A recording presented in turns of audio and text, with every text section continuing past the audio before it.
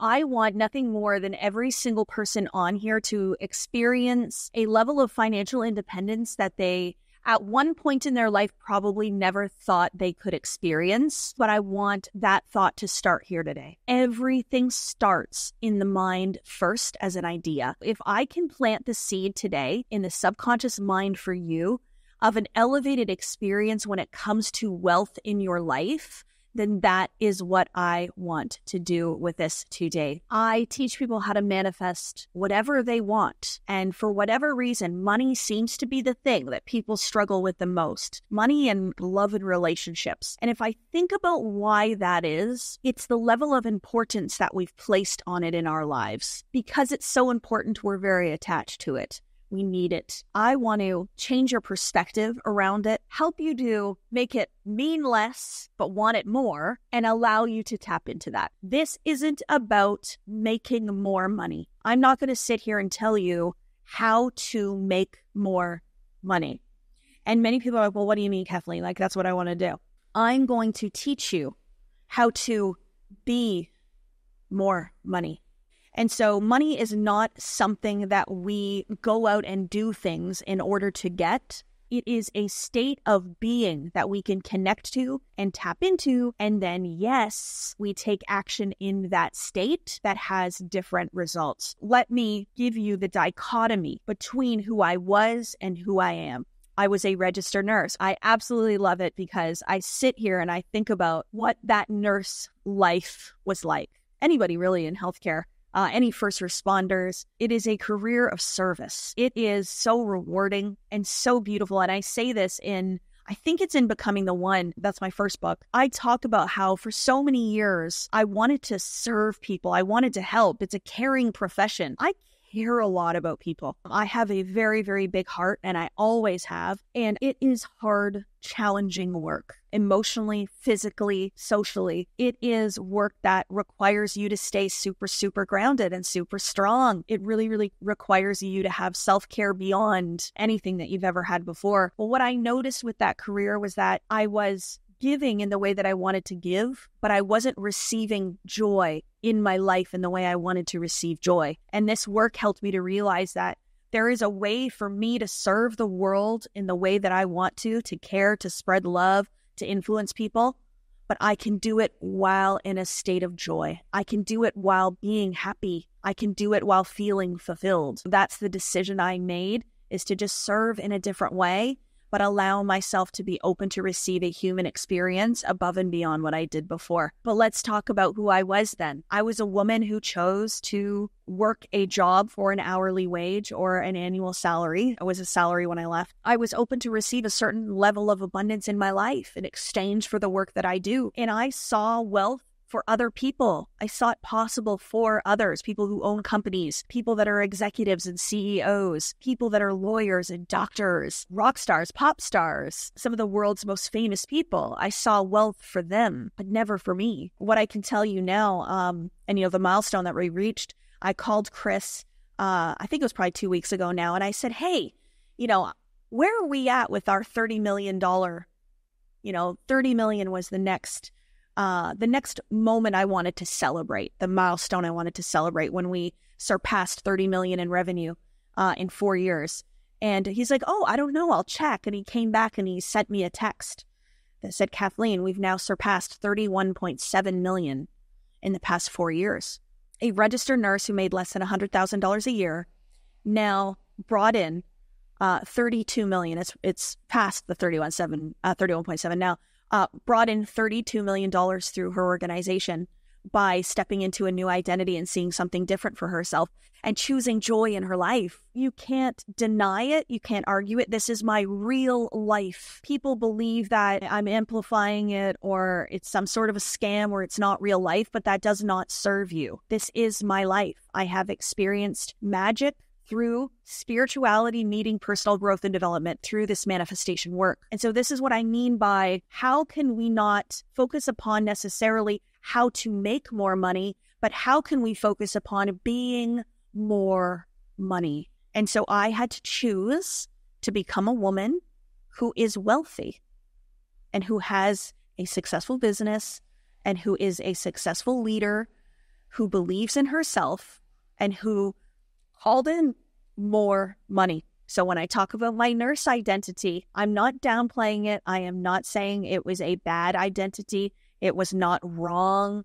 It was not horrible. I don't feel any kind of way about her. I am so grateful for her, for the decisions that she made. I am proud of her. I really, really am proud of her.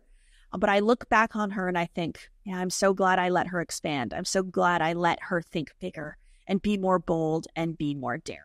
Remember that belief precedes manifestation. What does that mean? What you believe will determine what you will manifest. Belief always comes first. How many times do we hear people say, oh, that extra money I made, that was totally by accident. I didn't want it. I didn't ask for it. It just happened. Oh, all of that success, it came out of nowhere. I had no clue. It was a fluke. Look at how lucky I am. Oh, I'm just lucky, you guys. It just showed up. No, it's very, very intentional. It's very, very powerful. And it's understanding that what you choose to call into your life will be what you call into your life. And so most of us are choosing unconsciously. So what that means is that we are sitting here asking the universe for things. We are saying, yes, I would love this, and yes, I would love that, and yes, I would love this. And we are unaware that we are in fact asking for the very thing we do not want by being what we do not want. So think about money, for example. You say, you know what? I really, really need more money. What does the universe say? Yes, you need more money, and I'm going to help you to keep needing more money. Yes. And I think about my health even when I believed that I was unhealthy, the universe is like, yes, here is evidence that you are unhealthy. Here's a nice flu. Here's a nice exhaustion. Here's a sore throat. Here's some high blood pressure, things like that. I used to think that money was like a physical thing, coins, dollars. And then I used to believe like it was like really, really real and like really, really important. We are taught that money is everything. It is survival. You need money to survive. You can't pay your bills. You can't get a roof over your head. You can't eat without it. You can't do anything without it. We need it. It's so important. From that place, it becomes this thing in our lives that controls us, and it controls our thinking. So many relationships end because of disagreements over finances. Most people stay up late at night, laying in bed, thinking about the lack of money that they have and how they're going to pay their bills, and that anxious feeling, that stress of not having enough. And because of that, there's a feeling in the body in relation to what you believe about money. Is it possible for someone to have no money and to be really, really happy and fulfilled? It is absolutely possible for someone to have no money and to be really, really happy and to be really, really fulfilled. So you're like, well, why are you saying this, Kathleen? What's the point? What do you mean? I want more money. Why are you telling us we don't need any? Because I want you to disconnect from the need and I want you to move into the want. One of the beautiful things that has helped me to shift this idea of what money is to change the way I see it. I don't see money as an essential thing now that we need that's really hard to get and I have no idea how to make it, and I lay in bed at night thinking about how I'm going to call more in. I now see it as a spiritual idea that I can connect into, tap into, match the frequency of, desire it, have it come to me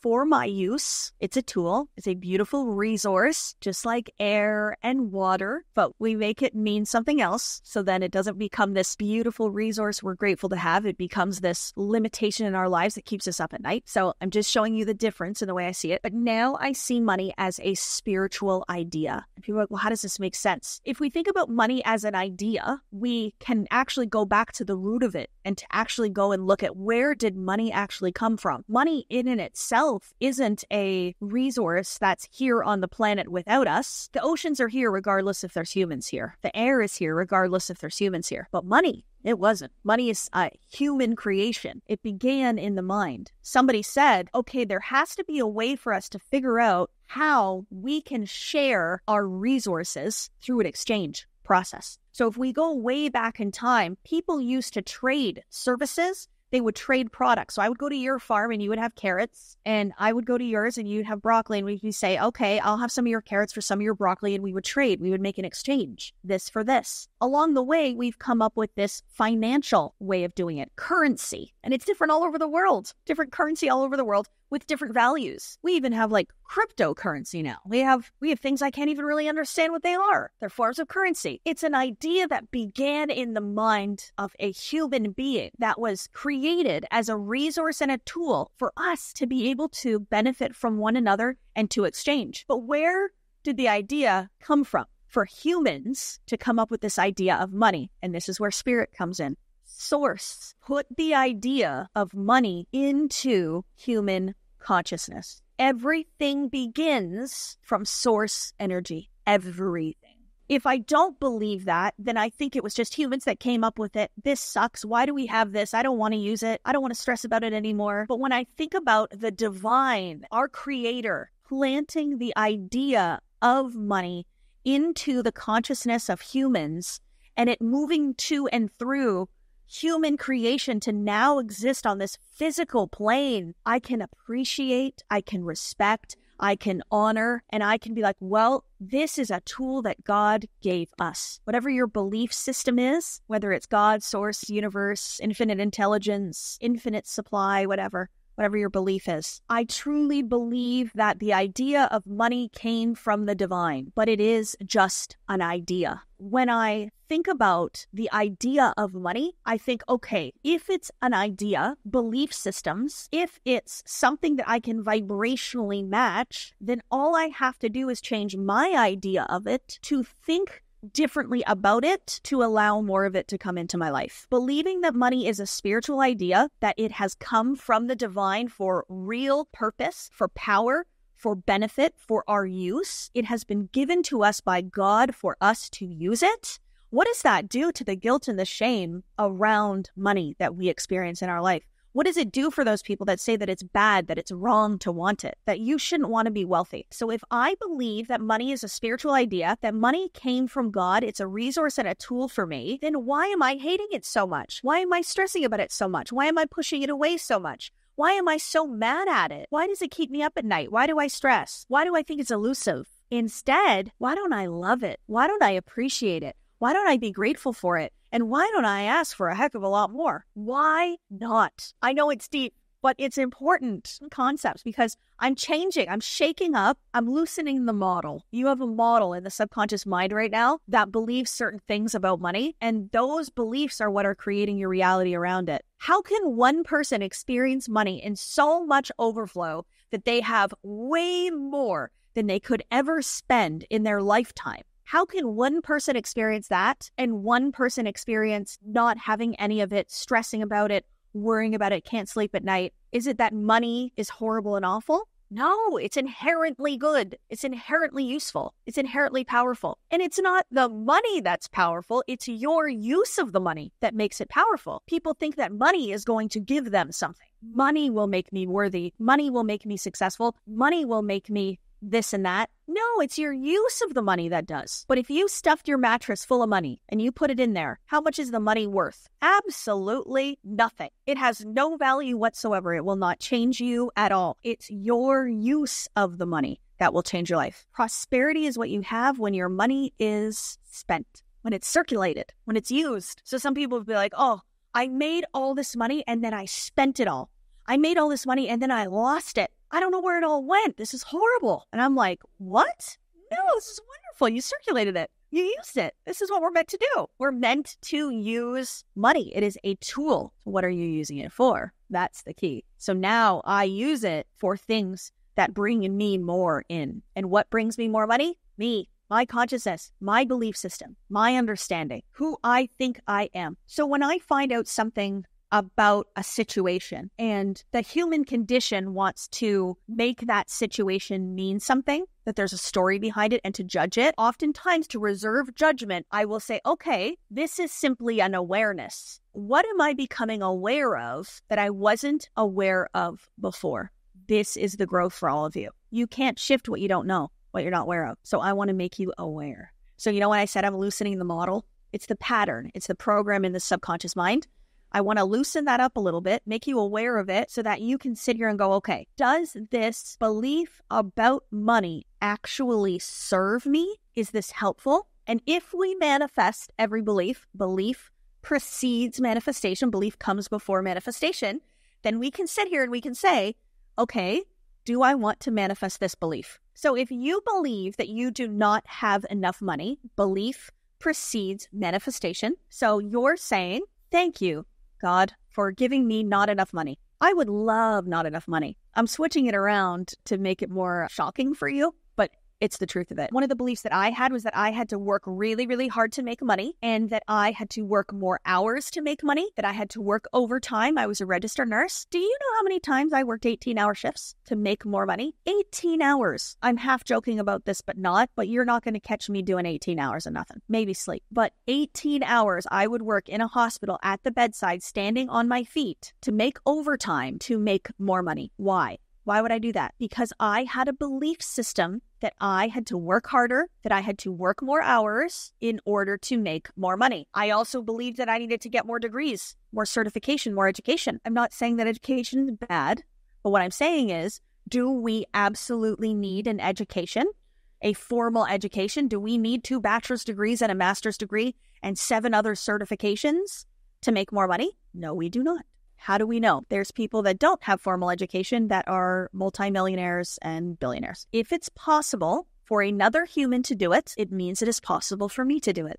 100% believe that. If I look at the people in my life that are doing what I'm currently doing, and I pay attention to them and I watch them and I get inspired by them, I'm going to use them as an example of what can be done. And so what will end up happening is we will all stay in this box, the box of beliefs, and then we will stay in this box of human experience. So the box I was in was to get a job, work for somebody else, and hopefully make $100,000 a year, have a pension and benefits, and retire at 65. That was my box. I decided to go, you know what? No, I'm going to start looking outside of my box at other people that are doing beautiful, inspiring things. And I'm going to take myself out of my box and open myself up to infinite potential, because outside of the box is where potentiality is. It's not in the box. So I had to leave the box, the safety and the comfort of the box that I was in, and be open to infinite potentiality outside of the box. And then guess what did I do? I found other people around me that were making millions of dollars, used to be nurses. One used to be a nurse.